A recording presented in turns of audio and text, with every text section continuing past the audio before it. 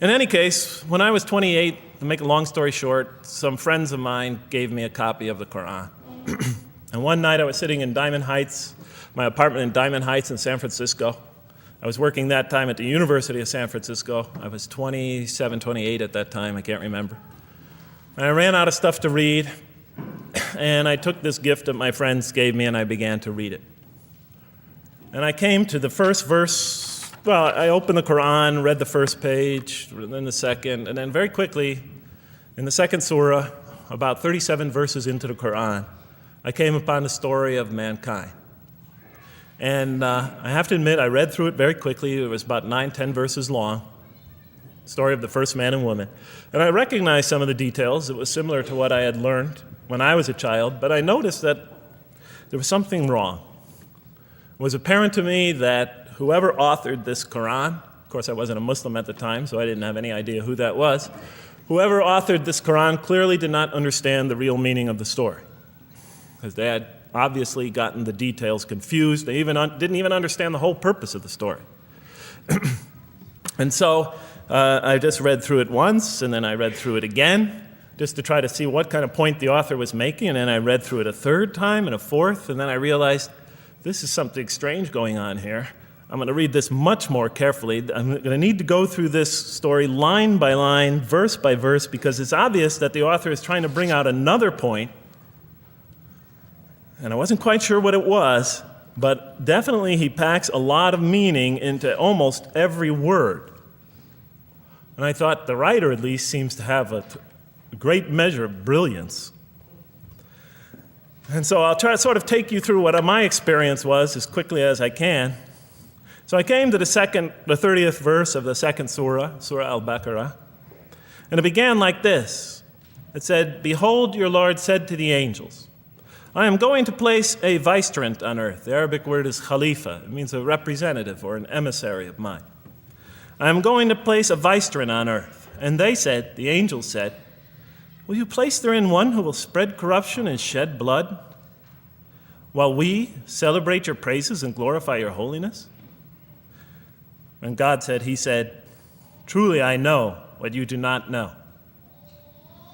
See, that's the verse that hooked me. That's the verse that caught my attention. That's the one that kept on making me read the story again and again and again. Because listen to the way it begins. "Behold, your Lord said to the angels, I am going to place a representative of mine on earth, a vicegerent of mine, an emissary, one who acts on my behalf." I thought, that's not the way it goes. You're not supposed to be placing man on the earth in some positive role, some elective office. You place man on earth as a punishment for his sin. Clearly, I knew the author didn't quite get the point. But still, it was an amazing line. But then I come to the next line, and it says, "And the angels say, will you place therein one who will spread corruption and shed blood, while we celebrate your praises and glorify you?" I looked at it again. I couldn't believe the question. They said, "Will you place therein one who will spread corruption and shed blood, while we, the angels, celebrate your praises and glorify you?" I looked at that and I said, exactly. That would be my question. Why would you create this being, supposedly for some positive role, when he's capable of doing tremendous wrongdoing? When he could spread corruption and shed much blood? Why would you create this violent and pernicious creature when you could create angels? As the angels clearly say, while we, the angels, celebrate your praises and glorify you. They're asking one of the most fundamental questions in the entire history of religion. Why create you, man, this utterly fallible creature, this creature who could rebel against God's will, who could do such tremendous wrongdoing, who could wreak havoc like no other creature on earth, when you can make them angels? And look where the question is being asked. It's being asked in heaven. It's almost like saying, look, why don't you just make them angels and be up here in heaven with us, Why don't you just make them angels, pop them into heaven, he's fine. Why would you put him on earth where he could feel distant from you, where he could work out his worst criminal tendencies, act them out, feeling somehow independent and apart from you and free to do whatever he wants? when you could just make them angels and put them in heaven and make them perfectly submissive to your will?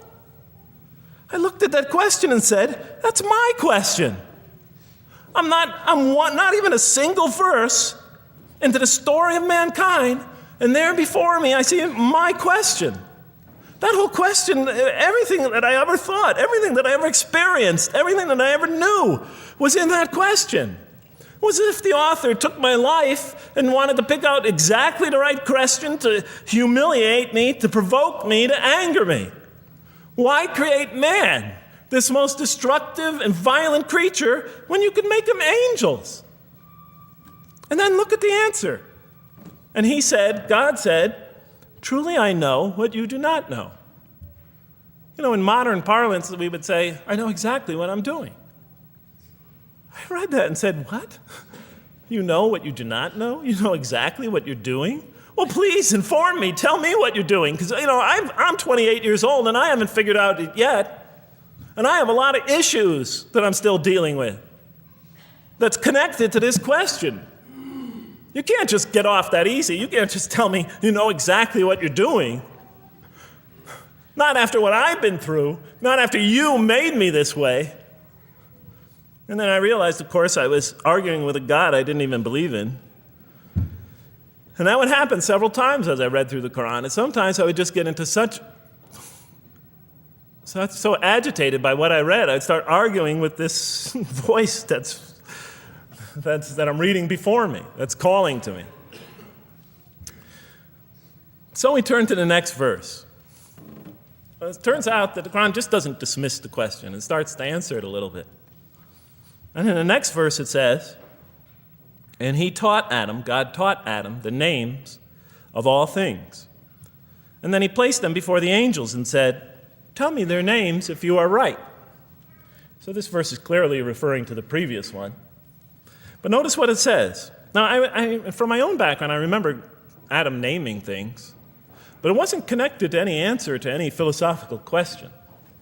But here, notice what it says. And he taught Adam the names of all things. And I realized already, just from the first verse, you got to read these verses very carefully because it's packed with a lot of symbolism and meaning. And he taught Adam the names of all things. So here we see Adam is not only just a creature who knows how to name things, who's acquiring the gift of language, but he's also a learning creature. God is teaching him. Now right here, right in this verse, and it'll come even clearer in the subsequent verses, that the very first thing that the Quran is going to emphasize here is man's intellect. He is a learning creature. He is taught. And what is he taught? What is one of the great intellectual gifts he's given in response to the angel's question? The gift of language. Because through language, mankind can not only learn, but he could learn things not only through his own experience, but he could learn things that other people have experienced of times and places that are hundreds, thousands of years and miles separated from him. And so that all our knowledge becomes cumulative. Every generation learning from the generation before it. I'm learning today from authors I read from other sides of the world that may have existed 2,000 years ago. And so we all contribute to our collective learning and knowledge.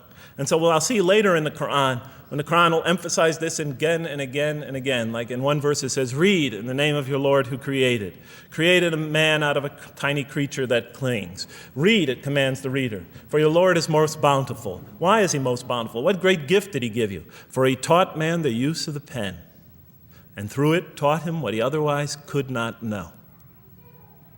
And time again, the Quran will call upon man to use his intellectual faculties and swear by his intellectual faculties and to use them correctly because they play a fundamental role in guiding him to truth. I never came upon a scripture that puts so much emphasis on the correct use of our intellectual faculties, on the harnessing of reason in helping us attain to faith. And he taught Adam the names of all things. And then he placed them before the angels and said, tell me their names if you are right. Okay, you have this you have this natural question about this creation of mankind. Here, this mankind is this human being, this human creature is a learning creature. He has many intellectual gifts. Here, I'm going to place these things before you. Tell me their names if you are right about man. And what do the angels say? In the next verse they say, "Glory to you. We have no knowledge except what you have taught us. In truth, it is you who are knowing, the wise." They say this task, this intellectual test that's put before them is beyond their grasp. Notice what they emphasize. We have no knowledge. This would take knowledge. This would take an intellect that they don't possess. In truth, it is you who are knowing, the wise. You got it. It's easy for you. You're the knowing, the wise. You have knowledge. You have wisdom. But this would take knowledge and wisdom that is beyond us. And so in the next verse we read, and he said, "O Adam, tell them their names." And when he had told them their names, notice how it's just like it's nothing for him. For mankind, he has this phenomenal ability. And when he had told them their names, as if it's just a triviality for man, he names them.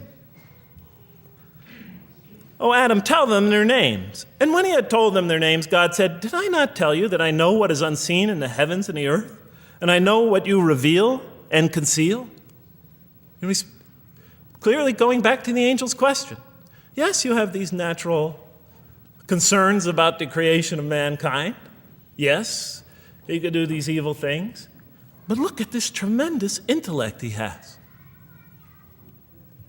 This is something you have overlooked that you haven't considered. And that's clearly the point of these verses. Even though I felt that the author didn't quite, it was as if I realized that he didn't misunderstand the story. He was taking one of the great stories in the history of humankind, one of the fundamental greatest stories in the history of mankind, and molding it and using it as a vehicle for an entirely original message. And God said, "Did I not tell you that I know what is unseen in the heavens and the earth? And I know what you reveal and what you conceal?" In other words, didn't I tell you I know exactly what I'm doing? And then in the next, and didn't I not tell you that I know what you reveal and conceal? I looked at that. What question what did they reveal and what did they conceal? What did their question reveal and conceal? I thought about it for a minute. Oh, it's obvious. What did their question reveal? You just go back and look at the question. It revealed the sinful and sinister propensities of man. I mean, it's obvious, right? Why are you all looking at me like that? You're starting to scare me. You're all looking very serious. Am I losing you? Wow. Okay. So, they revealed the sinister and evil propensities of man. But what did their question conceal? And all you have to do is think about it for a minute. Human beings, yes, they could do evil. Yes, they could do wrong. Yes, they could create misery. But they could also do exactly the opposite. They could choose to do evil. They could choose to do tremendous good. They could choose to do tremendous violence. They could choose to show tremendous compassion. They could choose to live by falsehood. They could choose to live by the greatest truths. They could be terribly ugly. They could be terribly beautiful. And up until that point in my life, I, like the angels, that only saw one side of the coin. For the first time when I read that verse, believe it or not, it was an eye-opener for me. I had always been obsessed with the evil potentials of human beings. When I read that verse, I realized that, and I had a great example right in front of me with my own mom, I realized that I had been blinded by only one side of human nature. So we go on to the next verse. "And behold, we said to the angels, 'Bow down to Adam,' and they bowed down. But not so Iblis." Iblis is like the father of Satan, satanic beings, forces, creatures, existences. "He refused and was arrogant. He was of those who reject faith." An interesting statement.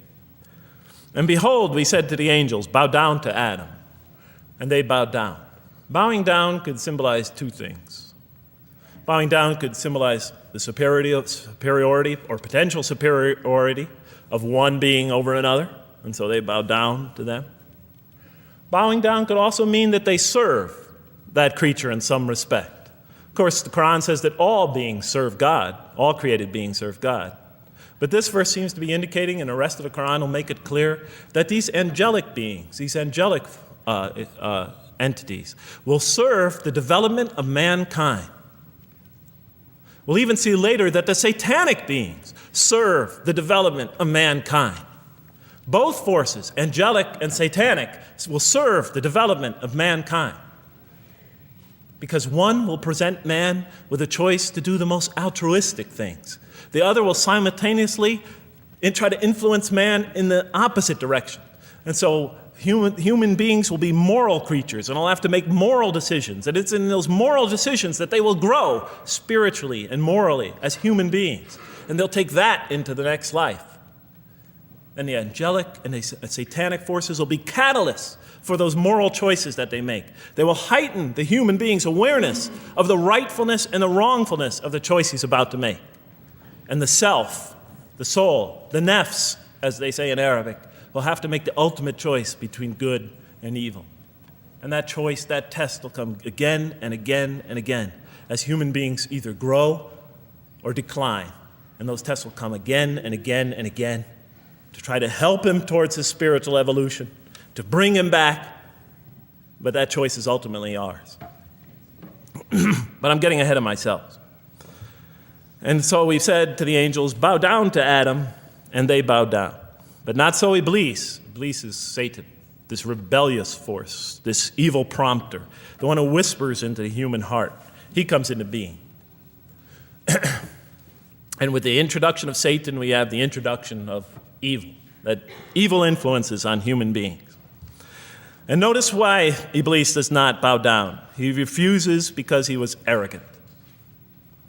You know, we often hear what's the root of all evil? In the West, it's always money, greed, etc.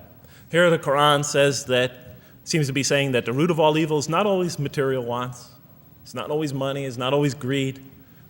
At the heart of evil is arrogance, putting yourself above all others, of assigning to yourself special priority and neglecting the rights of others, of pride and arrogance and envy, the source of evil. He was of those who reject faith. I looked at that verse and I said, okay, I get why you would create angels to sort of influence man in a positive direction. But why in this story now are you introducing Satan? What sort of role does Satan play? And then, of course, you just think about it for a minute and you say, yes. The story is telling us that on one hand, we have these magnanimous urgings come from one direction. On the other hand, we have these satanic urgings coming from another direction. In other words, the Quran is telling us that man is not only a learning creature, but he's a moral creature. He has understanding of right and wrong. And God infuses those, allows those influences to come to him. Man is not only an intelligent being, but a moral being. And we said in the next verse, O Adam, dwell you and your spouse in the garden, and eat freely thereof what you wish, and eat freely thereof what you wish.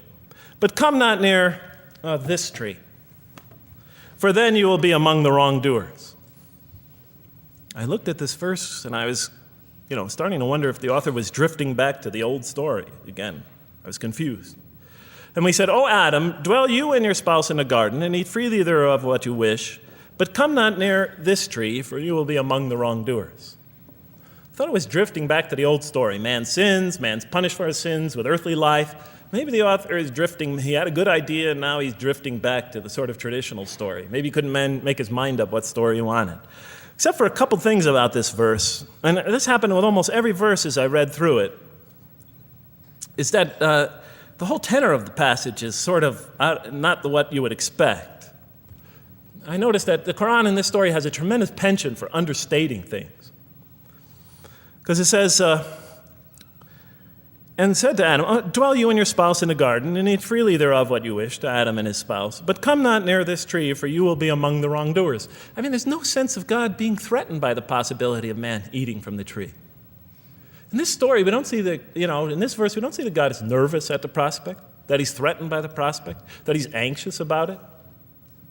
The tree that he picks, it seems like he's just picking out any tree. Nothing special about the tree. go not near this tree, for you will be among the wrongdoers. Satan will later come to him and tell him it's the tree of eternal life, of a kingdom that never decays. Turns out to be a complete falsehood in his part. Nothing special about the tree. It's just a tree. God's not nervous at the prospect at all. You know, in the tradition that I came from, God is threatened by the prospect. He has to put an angel with a fiery sword by to protect the tree so that mankind never goes next to it again. I'm not putting it down. I'm just pointing out the difference of the story. They're both beautifully told. But he has to guard the tree. Why? Because if they eat from it, they'll become gods like us. This man, he already has a rebellious nature. Can you imagine if he eats from this tree? No, can't let him get near that tree. But here, just, calmly says, but if you do, you'll be among the wrongdoers. God is not worried about himself. It's just warning man, making it clear that if you do this, you've committed a wrongful deed. Again, the whole tenor of all these verses that you read through it is God knows exactly what he's doing. Okay, next verse. But Satan caused them to slip and expelled them from the state in which they were. And we said, go you all down, some of you being the enemies of others, and on earth will be your dwelling place and provision for a time. What? I said? I was expecting now the rage, the anger, the violence, the jealousy. That's what I was expecting. Okay, they eat from the tree. Where's the rage, the violence? I'm going to punish you now. You're going to sweat on earth. And you're going to suffer, and you're going to stub your toe, and you're going to work, and you're going to labor. And you're going to die there for what you did. And where's the woman? All right? And the woman, right? She's the one who's going to suffer the most, right? She'll have to suffer labor pains and monthly cycles, right? And bleeding and crying out when her children come into the world. And she'll scream out. And worst of all, the greatest humiliation, the man will rule over her. When he's obviously her intellectual inferior, because she and the angels she and Satan seduced him, and he just bumbled along and committed a wrong deed. Well, I don't mean to make light of it, but the story is obviously different, though. No threat here. As a matter of fact, look at the way it says, "O Adam, dwell you and your spouse in the garden, and eat freely thereof what you wish. But come not near this tree, for you will be among the wrongdoers." Then they make the mistake. But Satan caused them to slip and expelled them from the state in which they were. And we said, go all you down, some of you being enemies of others, will be adversaries of others. Some of you will be adversaries of each other. And on earth will be your dwelling place and provision for a time. This is not a deity losing it. If you look at it, on earth will be your dwelling place and provision for a time. That's not the words of a God that has got lost, that is really extremely upset. On earth will be your dwelling place and provision for a time. But notice something else about this verse. When you read these verses for the first time, I don't know, maybe I'm nuts, and many people think I am. But when you read these verses for the first time, this is just so much that catches your attention. But Satan caused them to slip. I remember, I couldn't get that verse those words out of my head. Satan caused them to slip? To slip? The greatest sin in the history of the human race, and it's called a slip? In my culture, slip means, you just momentarily, for a fraction of a second, you lose your focus. It's not a big deal. My Uncle Bob used to always say to me, Jeff, I'm sorry I'm 5 minutes late, I slipped up. The understanding is it's no big deal. It's just a slip. That's what we say when we make a minor mistake. I slipped up. Don't worry about it. Never happen again. A slip, I said? Momentary loss of focus? The greatest sin in the history of humanity? Why we're all here? Why we're all suffering? Why we experience death? A slip? I didn't believe it. I went to my Arabian friends at that time. I didn't know any Arabic. They came to this verse. We went through it line by line. I said, now don't change any words. Just read them one at a time. But Satan made them, and I said, okay, this one right here. What does it mean? Tell me what that means. They looked at it, it says, slip. Slip. And expelled them from the state in which they were. A slip, I thought? But then maybe I was trying to force the traditional understanding, the traditional interpretation. Maybe it was just a slip. I mean, after all, they didn't commit murder. They didn't commit robbery, rape, pillaging, assault. They ate a couple of pieces of fruit. Well, it's not the greatest sin in the history of humanity by any means. And then the next verse says, and then they were expelled from the state in which they were. Well, what state were they? Let's see now. Let's go back from where we started. First, mankind is being taught. We see he's an intellectual being. Then we show he's a moral being. Moral being means he's a being that's going to have to make choices. And then God gives him this choice. It's not a huge deal. It's not the gravest sin in the history of humanity by any means. It's minor by any standards. They make it, though. We see that God originally intended to put man on earth as his vicegerent. We see a period of preparation where he's being prepared intellectually, where he's growing as a moral creature. When does God finally put him on earth? What signals that he's ready to begin? He makes his first independent choice. It's not the worst deed in the history of humanity. It's minor on anybody's scale, but it shows that mankind is ready to act on his own, to be his own, to make his own choices, that God has empowered him to make choices, and he's ready to make them and carry them out and see them most often to their expected ends, if God wills. And that seems to be the only real significance of it. But I thought, maybe I'm getting this wrong. Maybe God just blows off into an angry rampage the next verse. So I look at the next one and it says, and then Adam received words from his Lord. And then God turned to him mercifully, for he's oft returning, ever merciful. Well, if I had any doubts up till now that God is not enraged by what this has happened, that God hasn't prepared mankind for this choice, for what was eventually going to happen, that all this was preparation for mankind to begin his earthly sojourn in this famous allegory. If I had any doubts before now, I had them, certainly didn't have them after reading this verse.